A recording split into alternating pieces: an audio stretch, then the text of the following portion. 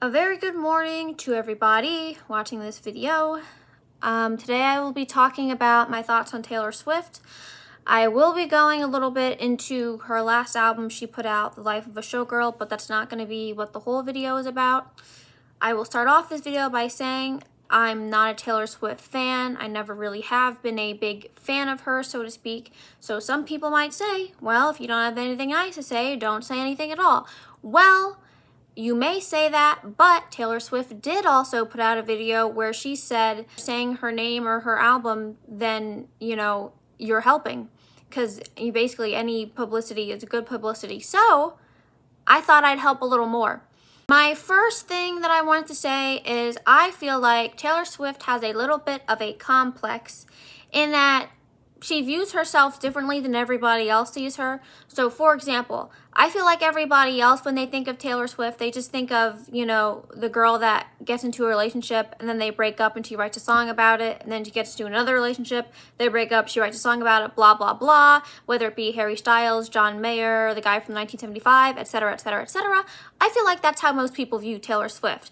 They're not huge fans of her, but they don't hate her. That's just, oh, she made that hit song on the radio, blah, blah, blah.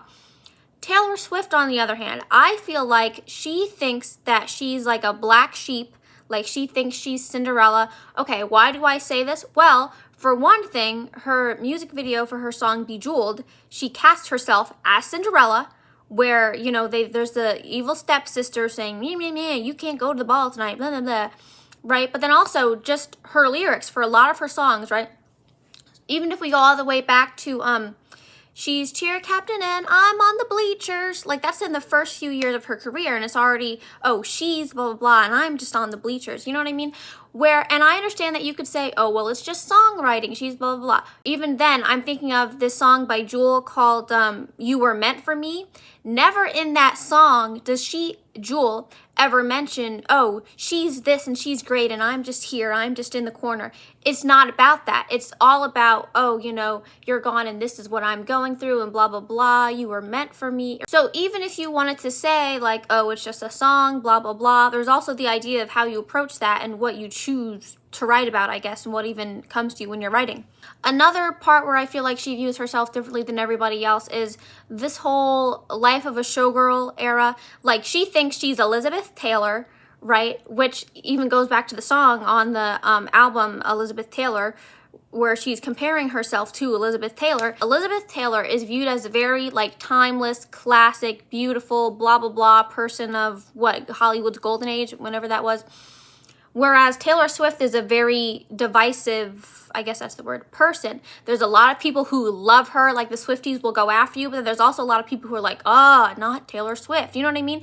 So when you compare yourself to somebody like that who's revered, it does come off a little bit weird. And Kim Kardashian got a lot of flack for it when she thought she was Marilyn Monroe and she wore her dress to the Met Gala.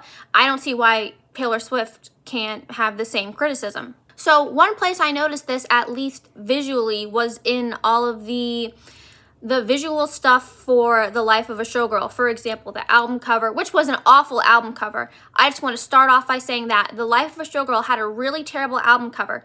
The colors of it are okay, I guess, but then it's that picture of her in the bathtub isn't a very flattering picture of her. Just in the bathtub, I don't know, what were they going for? They really should have leaned into one angle of it. It's almost like they were trying to go, what were they trying to do? Were they trying to do a seductive, oh, I'm in the bathtub? Or were they trying to do oh, this is the life of a showgirl, I'm crying, I'm in the bathtub? What angle was it? That is just simply, almost objectively, that's not a flattering picture of her on the album cover. And I'm not saying she's ugly, but that specific picture and the angle, it just doesn't work. And then especially, I was on YouTube, and there's this playlist called The Life of a Showgirl track by track version, and they just completely changed the colors. That's even more awful. That's really, why would these orange kind of colors, who would think that would be complimentary? I don't know how this stuff gets agreed upon. So that, as well as with her lyrics, which were terrible on this album, I feel like Taylor Swift is surrounded by a lot of yes men, and they'll tell her yes, either because they just think, oh, she's Taylor Swift, she'll sell the albums, or they just don't think they can tell her no, or what it is. Like, I think you need somebody in your corner who's going to say, no, this is a terrible idea.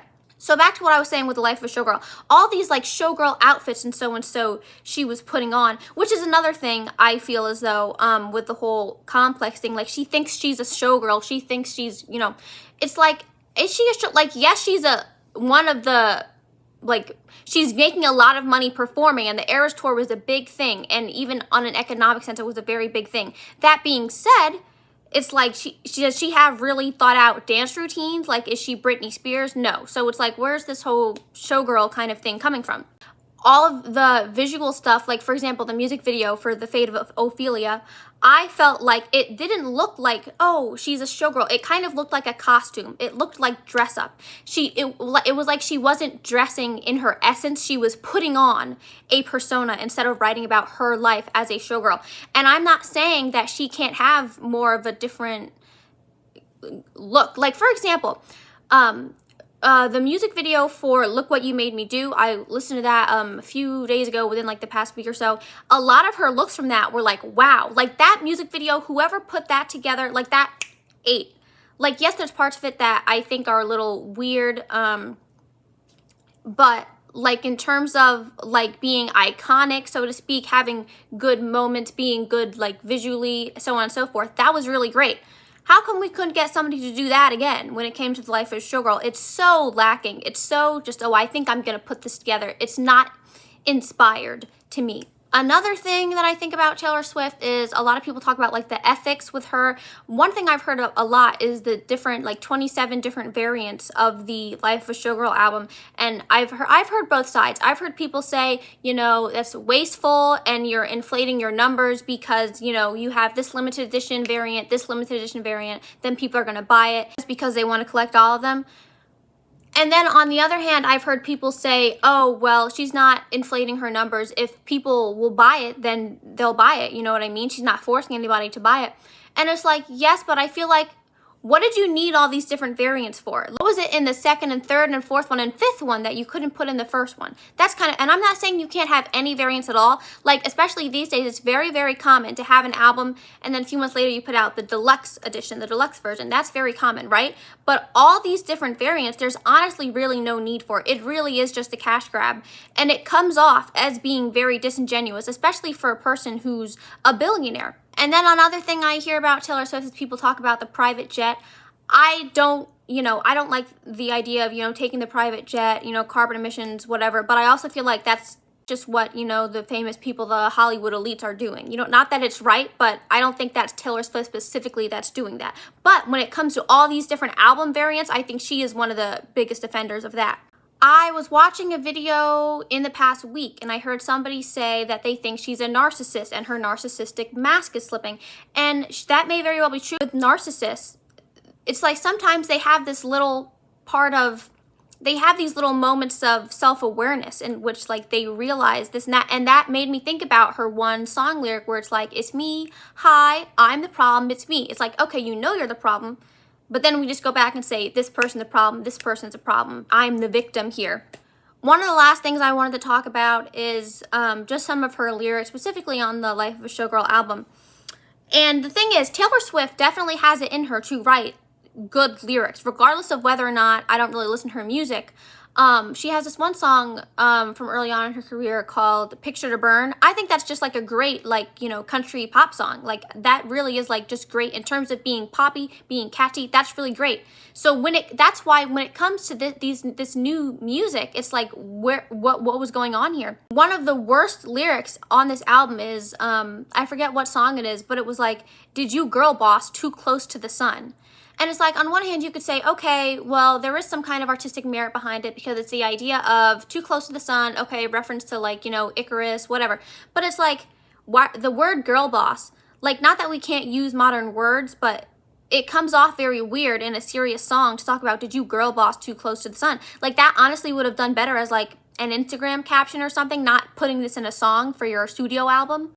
It's that kind of stuff, as well as just the idea of, oh, I'm not a bad B word and this isn't savage, blah, blah, blah. It comes off as very cringy. Maybe you're just trying to be relatable. I don't know what it is, but it really comes off as cringy. She also has this level of, this is another thing, when you're a billionaire, it comes off, some of her lyrics, especially specifically on Elizabeth Taylor, come off as very tone deaf. A lot of her lyrics come off as very tone deaf. So I want to just go through a few of the lyrics here on Elizabeth Taylor, which first of all, I thought was the best song on the album. I don't know if I mentioned that before. Elizabeth Taylor was the best song on the album. That being said, it just comes off as very tone deaf. So for example, let's start off with lyrics. Okay, Elizabeth Taylor, do you think it's forever? Okay, whatever.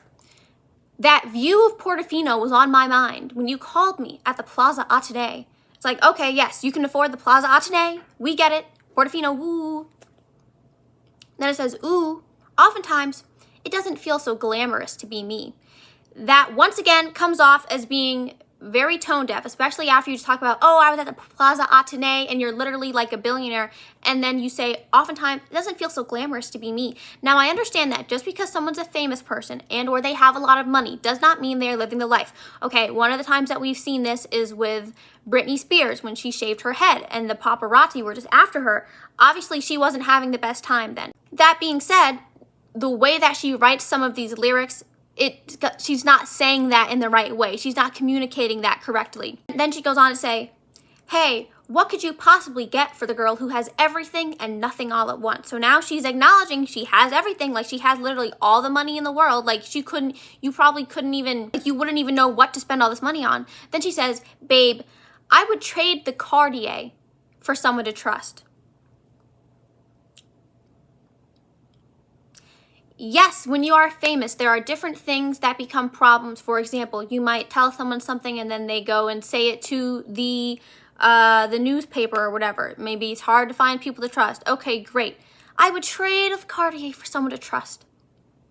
It comes off as very tone deaf. Once again, like when you say this stuff like seriously, it's not so glamorous to be me. It's like, girl, for your own good, please stop. Please stop. We don't want to hear this. We don't want to hear this. Just write another one of the love songs. Nobody cares. Nobody cares. Then, this is something else that got me. We hit the best booth at Musso and Frank's. They say I'm bad news. I just say, thanks. First of all, why did you have to tell us that you were at the best booth at Musso and Frank's? Yes, you have a lot of money. You're very popular. You can get into the best booth. We know this. We know.